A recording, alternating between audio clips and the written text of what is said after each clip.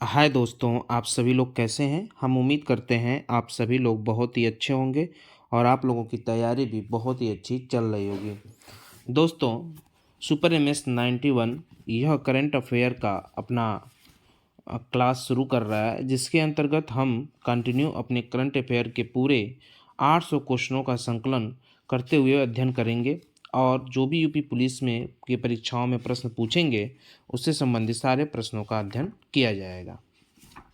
किस देश ने इसरो की वैज्ञानिक डॉक्टर BR ललिताम्बिका और लेखिका डॉक्टर अर्शिया सत्तार को अपने शीर्ष पुरस्कार, देखिए जो उसका शीर्ष पुरस्कार है, लीजन डी आनूर से सम्मानित किया है। लीजन डी आनूर से सम्मानित किया है, वो किया है फ्रांस देश ने। किसने? फ्रांस देश ने इसरो के वैज्ञानिकों को, जैसे कि डॉक्टर BR ललिताम्बिका और लेखिका अर्शिया सत्तार, याद रखिएगा, ठीक है, लीजन डी कानूर से सम्मानित किया है फ्रांस देश ने। ठीक है, आगे चलते हैं अपने अगले प्रश्न पे।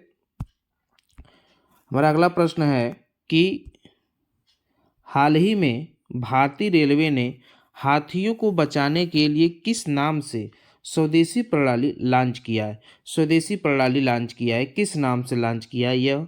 क्या गजराज कवच से, या हाथी कवच से, या गजराज सुरक्षा कवच से, या AI कवच से? तो देखिए, आप ध्यान रखिएगा कि हाथियों को बचाने के लिए, ठीक है, स्वदेशी प्रणाली लॉन्च किया गया है। वो भी लॉन्च किया है किसने? भारतीय रेलवे ने। यह किया है गजराज सुरक्षा कवच। क्या नाम है उसका? गजराज सुरक्षा कवच के नाम से। ठीक है, चलिए आगे चलते हैं आज के अपने अगले प्रश्न पे।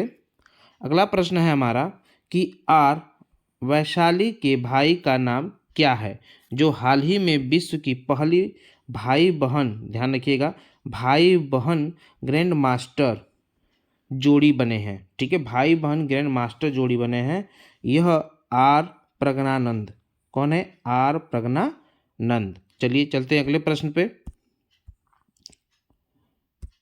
अगला प्रश्न है, किस देश ने दुनिया के सबसे बड़े प्रायोगिक परमाणु फ्यूजन रिएक्टर JT60SA का अनावरण किया है? ठीक है, क्या जापान ने किया है, या चीन ने, या फ्रांस ने, या इजराइल ने? इसे किसने किया है? इसे जापान ने किया है। किसने? जापान ने किया है इसका अनावरण। चलिए आगे चलते हैं। देखिए, अगला प्रश्न है कि प्रधानमंत्री नरेंद्र मोदी ने UAE दुबई में आयोजित COP28 world climate action summit के दौरान किस नाम से ग्रीन क्रेडिट प्रोग्राम का वेब पोर्टल लॉन्च किया है? देखिए, बहुत ही महत्वपूर्ण प्रश्न है ये। ठीक है, UAE में COP28, ठीक है, वर्ल्ड क्लाइमेट एक्शन समिट के दौरान किस नाम से ग्रीन क्रेडिट प्रोग्राम का वेब पोर्टल लॉन्च किया है? यह किया है लीड IT 2.0। ठीक है, याद रखिएगा, लीड IT 2.0 COP28। ठीक है, चलिए आगे चलते हैं अपने अगले प्रश्न पे। अगला प्रश्न कहता है कि हाल ही में IMD द्वारा जारी विश्व डिजिटल प्रतिस्पर्धात्मक रैंकिंग में भारत 64वें अर्थव्यवस्थाओं में किस स्थान पर है? जो भारत 64 अर्थव्यवस्थाओं में किस स्थान पर है? भारत इसमें 49वें स्थान पे। कौन से स्थान पे है? 49वें स्थान पे। आप इसको जरूर याद रखिएगा। IMD द्वारा जो जारी रिपोर्ट है विश्व डिजिटल प्रतिस्पर्धात्मक रैंकिंग में। ठीक है, चलिए आगे चलते हैं अपने अगले प्रश्न पे। देखिए, हमारा अगला प्रश्न कह रहा है, किस भारतीय राज्य के जल जीवन हरियाली, बहुत ही इम्पोर्टेंट है ये मिशन, जल जीवन हरियाली मिशन को दुबई में 28वां जलवायु शिखर सम्मेलन COP28 के दौरान सम्मानित किया गया है? ठीक है, किसे सम्मानित किया गया है? जल जीवन हरियाली से यह सम्मानित किया गया है बिहार राज्य को। किस राज्य को? बिहार राज्य को। ठीक है, चलिए आगे चलते हैं अगले प्रश्न पे। अगला प्रश्न कह रहा है कि मंगल ग्रह पर रोवर संचालित करने वाली पहली भारतीय महिला कौन बनी है? मंगल ग्रह पर रोवर संचालित करने वाली पहली भारतीय महिला कौन बनी है? यह बनी है अक्षता कृष्णमूर्ति। याद रखिएगा, अक्षता कृष्णमूर्ति। चलिए आगे चलते हैं अगले प्रश्न पे। देखिए, हाल ही में राष्ट्रीय अपराध रिकॉर्ड ब्यूरो एनसीआरबी ने किस भारतीय शहर को लगातार तीसरे वर्ष सबसे सुरक्षित शहर घोषित किया है? सबसे सुरक्षित शहर कौन सा है? नई दिल्ली है या कोच्चि है, मुंबई है या कोलकाता है? सबसे सुरक्षित शहर माना गया है कोलकाता को। किसको माना गया है? कोलकाता को। ठीक है, याद रखिएगा। आगे चलते हैं अगले प्रश्न पे। अगला प्रश्न है, दुनिया के सबसे ऊंचे युद्ध क्षेत्र सियाचिन पर तैनात होने वाली पहली महिला सैन्य अधिकारी कौन है? पहली महिला सैन्य अधिकारी वो कौन है जो युद्ध क्षेत्र सियाचिन पर तैनात हुई है? ठीक है, वह कैप्टन गीतिका कौल है। कौन है? गीतिका कौल है। ठीक है, याद रखिए गीतिका कौल। चलिए आगे चलते हैं अपने अगले प्रश्न पे। देखिए आज का अगला प्रश्न है कि ब्रिटिश सरकार ने भारतीय मूल के किस व्यक्ति को ब्रिटिश ब्रॉडकास्टिंग कॉरपोरेशन का अध्यक्ष नियुक्त किया है? किसे नियुक्त किया है? यह नियुक्त किया है समीर शाह को। किसे? समीर शाह को नियुक्त किया है ब्रिटिश ब्रॉडकास्टिंग कॉरपोरेशन का अध्यक्ष। चलिए चलते हैं अगले प्रश्न पे। फिलीपींस के बाद हाल ही में किस देश ने आधिकारिक तौर पर चीन के belt and road initiative project से बाहर निकल गया है? मतलब ये कह रहा है कि belt and road initiative project से बाहर निकल गया है। ठीक है, तो ये आप देखिए इसका आंसर क्या होगा? इसका आंसर होगा इटली। कौन बाहर निकल गया है? इटली बाहर निकल गया है। ठीक है, आगे देखते हैं अगला क्वेश्चन लिखा है, हाल ही में किस राज्य की, देखिए हाल ही में किस राज्य की लाकाडोंग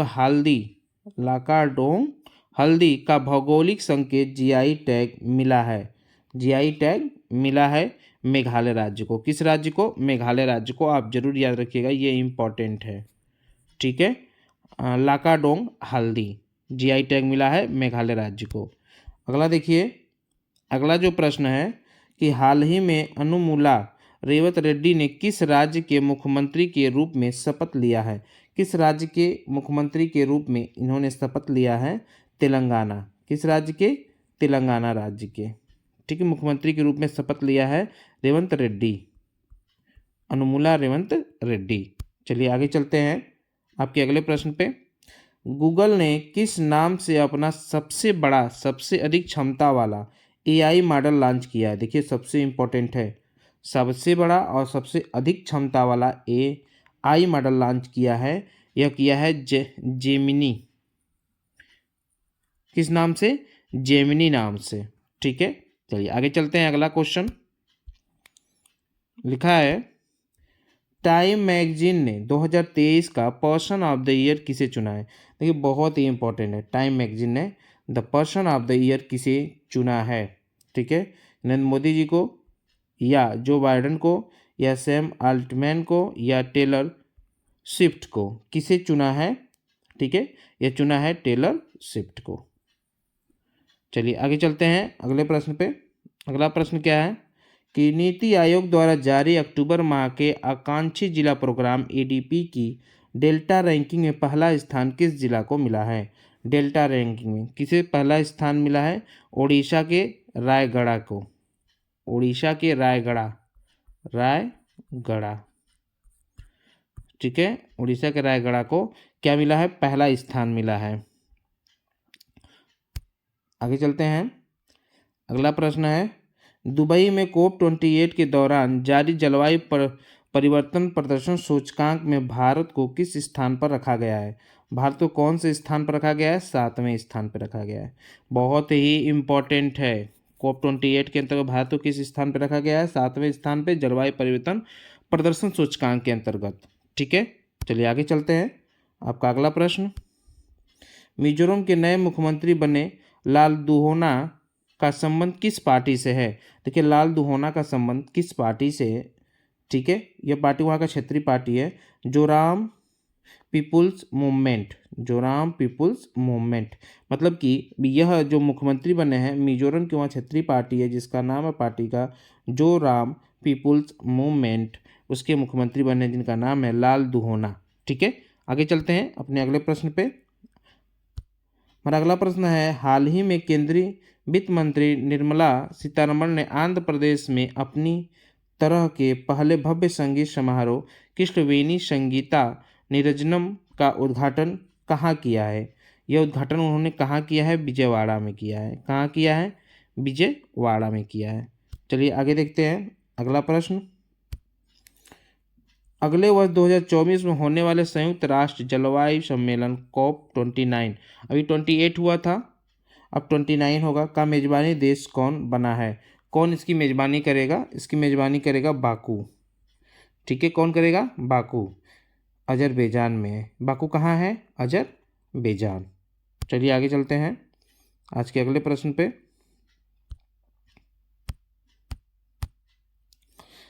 ओडिशा के मुख्यमंत्री नवीन पटनायक ने देश का सबसे बड़ा खेल विज्ञान केंद्र का उद्घाटन कहाँ किया है? देखिए, ओडिशा के जो मुख्यमंत्री हैं नवीन पटनायक, ठीक है, ने देश का सबसे बड़ा खेल विज्ञान केंद्र कहाँ स्थापित किया है? यह किया है भुवनेश्वर में। कहाँ पे? भुवनेश्वर। आंसर ये सही होगा। ठीक है, ये इंपॉर्टेंट है, याद रखिएगा। सबसे बड़ा खेल विज्ञान केंद्र भुवनेश्वर में है। आगे चलते हैं। हाल ही में किस बॉलीवुड एक्टर को इटली के सर्वोच्च नागरिक सम्मान Order of Merit of the Italian Republic मेरिटो डेला रिपब्लिका इटालियाना से नवाजा गया है? किसे नवाजा गया है? ठीक है, ये नवाजा गया कबीर बेदी को। किसे दिया गया है? कबीर बेदी को। चलिए आगे चलते हैं। आपका अगला प्रश्न लिखा है, हाल ही में वार्षिक जलवायु परिवर्तन शिखर सम्मेलन COP28 कहाँ आयोजित हुआ? यह COP28 कहाँ आयोजित हुआ था? 29 तो आप जानते हैं, आबू में। ये कहाँ है? अजरबैजान में, जो होगा। लेकिन अब आपसे क्वेश्चन पूछ रहा है कि 28 जो जलवायु परिवर्तन शिखर सम्मेलन हुआ था, ये कहाँ पे हुआ है? ये हुआ है दुबई। कहाँ पे हुआ है? दुबई में। ये कहाँ है? यूएई में। चलिए आगे चलते हैं। संयुक्त अरब अमीरात में।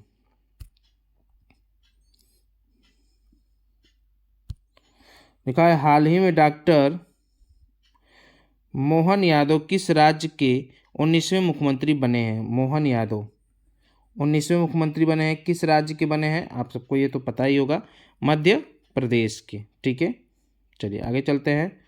अगला प्रश्न, हाल ही में विष्णुदेव साय छत्तीसगढ़ के वे मुख्यमंत्री के रूप में पद और गोपनीयता की शपथ लिए हैं। विष्णुदेव राय, ठीक है, गोपनीयता की शपथ लिए हैं। ये लिए हैं चौथे मुख्यमंत्री, और उसकी गोपनीयता की शपथ लिए हैं। चलिए आगे चलते हैं। लिखा है, यूनाइटेड वर्ल्ड रेसलिंग ने किस भारतीय महिला पहलवान को साल 2023 का UWW rising star of the year चुना है? Rising star of the year चुना है वह क्या साक्षी मलिक को, या गीता फोगाट को, या अंतिम पंघाल को, या अलका तोमर को? यह अंतिम पंघाल को। किसको? अंतिम पंघाल को। अगला प्रश्न देखिए, लिखा है, शांति निरस्त्रीकरण और विकास के लिए वर्ष 2023 का इंदिरा गांधी शांति पुरस्कार से किसे सम्मानित किया गया है? इंदिरा गांधी की जो शांति पुरस्कार है उससे किसे सम्मानित किया गया है? यह सम्मानित किया है, देखिए यहाँ पे सम्मानित जो किया गया है डेनियल बरेनबोइम को और अली अबू अब्बाद दोनों को किया गया है। इसलिए आंसर हमारा कौन सा सही होगा? आंसर सही होगा डी, ए और बी दोनों।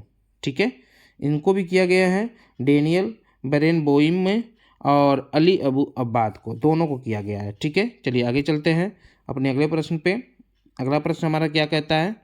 कह रहा है कि प्रतिष्ठित अंतर्राष्ट्रीय टेनिस हॉल ऑफ फेम में शामिल होने वाले पहले भारतीय और एशियाई पुरुष खिलाड़ी कौन बने हैं? पहले भारतीय और एशियाई पुरुष खिलाड़ी कौन बने हैं? क्या विजय अमृतराज, या लिएंडर पेस, या महेश भूपति, या ए और बी दोनों? ठीक है, तो यहाँ पे जो हमारा आंसर होगा विजय अमृतराज हुए हैं और लिएंडर पेश हुए, मतलब कि दोनों हुए हैं। ठीक है, आंसर डी सही होगा इसमें। आगे चलते हैं आपके अगले प्रश्न पे। लिखा है, भारत की पहली महिला टेस्ट अंपायर कौन बनी? बहुत ही इंपॉर्टेंट है। भारत की पहली महिला टेस्ट अंपायर कौन बनी है? ये बनी है बिंदा घनश्याम राठी। याद रखिएगा, बिंदा घनश्याम राठी। ठीक है, चलिए आगे चलते हैं अपने अगले प्रश्न पे। देखिए लिखा है, हाल ही में भारत और श्रीलंका के बीच किस नाम से 9वां संयुक्त सैन्य अभ्यास औंध पुणे में संपन्न हुआ है? औंध पुणे में संपन्न हुआ है। ठीक है, ये मित्र शक्ति 2023 किसके साथ? भारत और श्रीलंका। याद रखिएगा, मित्र शक्ति 2023 भारत श्रीलंका। आगे चलते हैं अगले प्रश्न पे। हाल ही में ओला O1A ने किस नाम से भारत का पहला artificial intelligence AI model launch किया है? Artificial intelligent AI model launch किया है, यह किया है कृत्रिम। ठीक है, कैसा है? कृत्रिम। चलिए आगे चलते हैं अगले प्रश्न पे।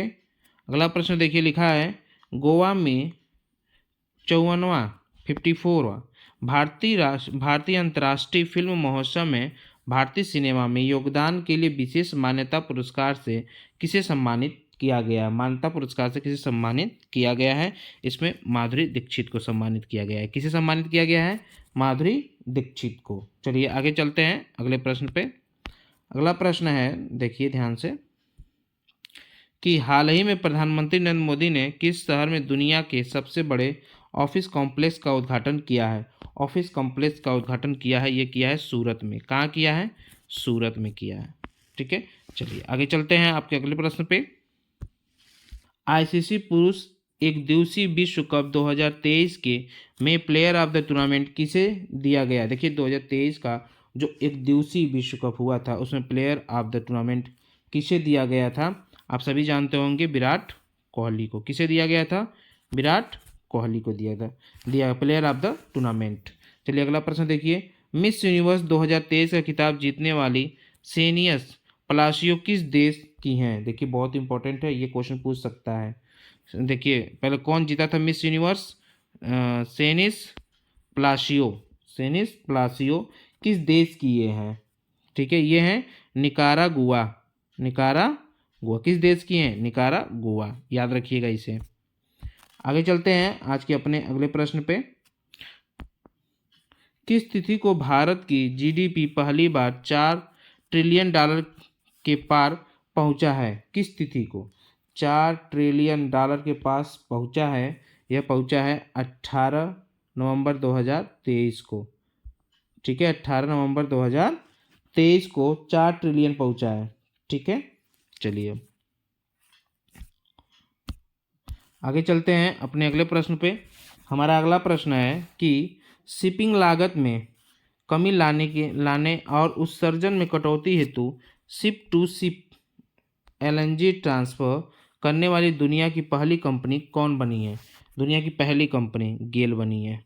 ठीक है, कौन बनी है? गेल बनी है। चलिए अगला क्वेश्चन देखिए,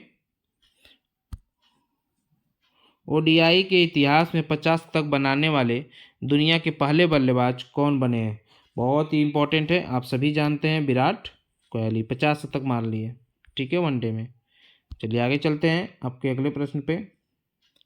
अगला प्रश्न है, प्रधानमंत्री नरेंद्र मोदी ने बिरसा मुंडा की जयंती, देखिए बिरसा मुंडा की जयंती जनजाति गौरव दिवस के अवसर पर झारखंड के उलिहातू में किस अभियान की शुरुआत की है? किस अभियान की शुरुआत की है?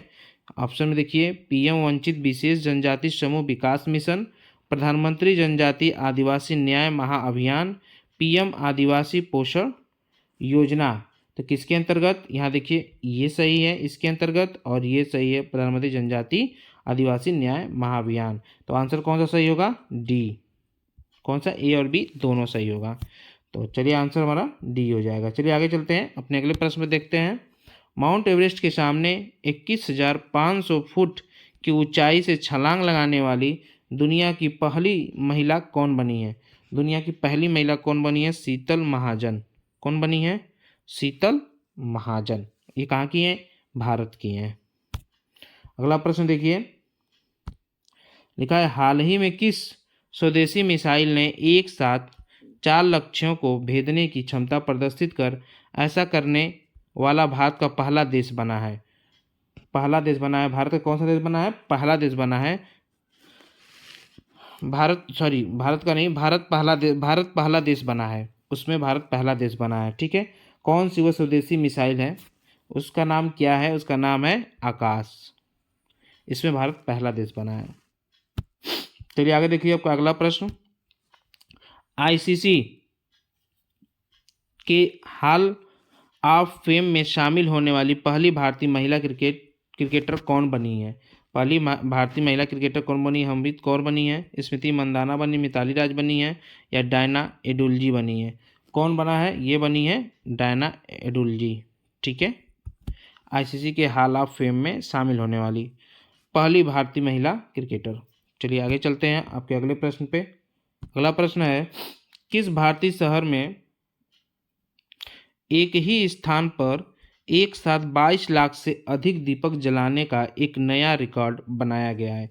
22 लाख से अधिक दीपक जलाने का रिकॉर्ड बनाया गया है, यह अयोध्या में 22 जनवरी को। ठीक है, चलिए आगे चलते हैं आपके अगले प्रश्न पे। अगला प्रश्न क्या कहता है, दूरसंचार विभाग ने किस कंपनी को भारत में उपग्रह संचार सेवाएं प्रदान करने के लिए लाइसेंस प्रदान किया है? क्या प्रदान किया है? लाइसेंस प्रदान किया है। क्या जियो सैटेलाइट को, या वन वेब को, या वर्ल्ड वेब को, या दोनों को? तो यहाँ पे जियो सैटेलाइट को प्रदान किया गया है, वन वेब को भी, इसलिए आंसर कौन सा ही होगा? दोनों होगा। ठीक है, चलिए आगे चलते हैं आपके अगले प्रश्न पे।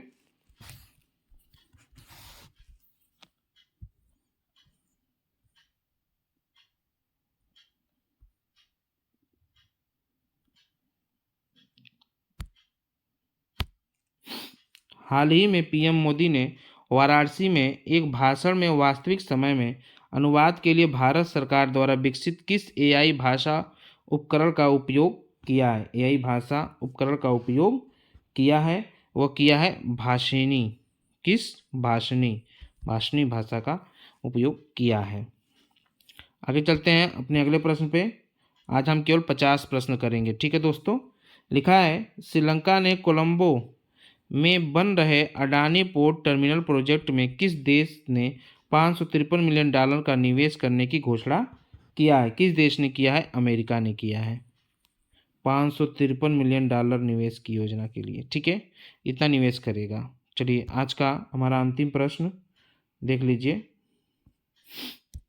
लिखा है, गोवा में संपन्न हुए 37वें राष्ट्रीय खेल में सर्वाधिक पदक किस राज्य ने जीता है?